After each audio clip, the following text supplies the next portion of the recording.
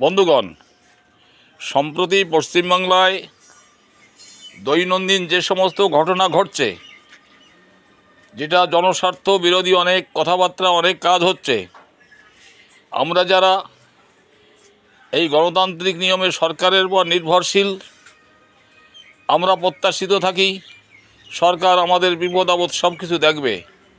কিন্তু মাঝখানে একদল মধ্যস্বত্বভোগী, তারা পূর্বেও যেমন সরকারগুলোর মধ্যে গেড়ে বসে সরকারেরও বদনাম করেছে এবং গরিব মানুষের সুযোগ সুবিধা থেকে তারা রহিত করেছে। বর্তমানেও কিছু কিছু ক্ষেত্রে এরকম কোনো কোনো ঘটনা দেখা যাচ্ছে। কিছু মানুষ আঙুল ফুলে তালগাছ হচ্ছে আর গরিব মানুষ গরিবই থাকছে।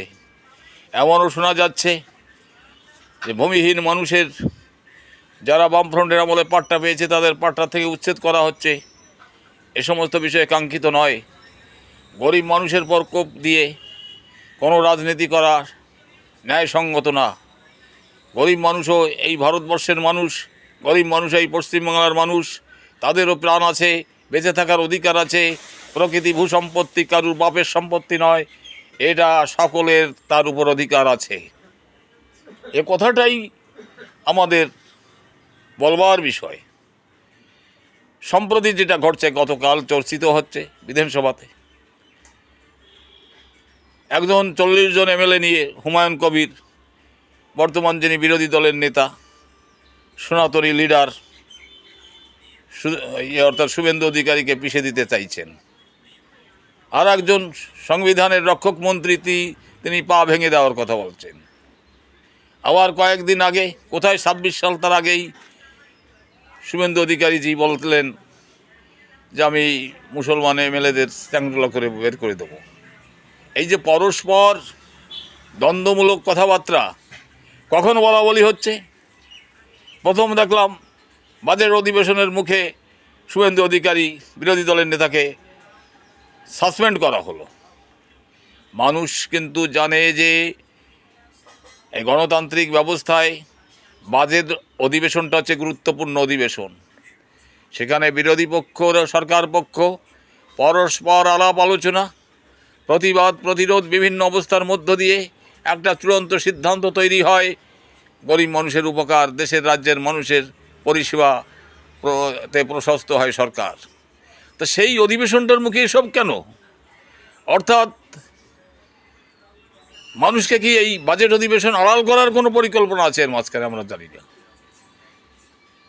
তবে হুমায়ুন সাহেব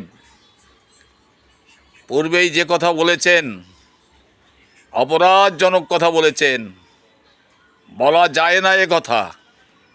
রাইটিং অ্যাক্টে উনি অ্যারেস্ট হওয়া উচিত ছিল, যে একটা ধর্মের মানুষকে কেটে জলে ভাসিয়ে দেবেন। কোন বিচ্ছিন্ন শক্তির সঙ্গে তার যোগ আছে, এটা ইনকোয়ারি করে বের করুক সরকার, আমরা এটাই দাবি করছি। ভাবা যায় সভ্যতার যুগে এমন একটা কথা একজন এমপি এমএলএ বলতে পারেন? আর একজন মন্ত্রী, দায়িত্বশীল লোক, তিনি ঠ্যাং ভেঙে দিতে চান? এটা কাঙ্ক্ষিত নয়। এসব লোক জনগণের স্বার্থবিরোধী। আমরা দেখেছি রামরথ যখন আদবানিজি পশ্চিমবঙ্গ পরিক্রমা করছেন, অনেকে আজ করেছিলেন ল অ্যান্ড অর্ডার হবে। আমরা কি দেখলাম? রাম রহিম একই জায়গায় দাঁড়িয়ে দেখছে রামরথ চলে যাচ্ছে। রাম রহিম একই জমির পাশে দুইজনের জমিতে চাষ করছে। এই পরিবেশ কিন্তু পশ্চিমবাংলায় ছিল। এটা বিঘ্নিত হচ্ছে কেন? কারা এর পিছনে বেস্ট ইন্টারেস্টেড? আমি মনে করি সরকারকে এগুলো খুঁজে বের করা দরকার। সবাইকে আমার নমস্কার।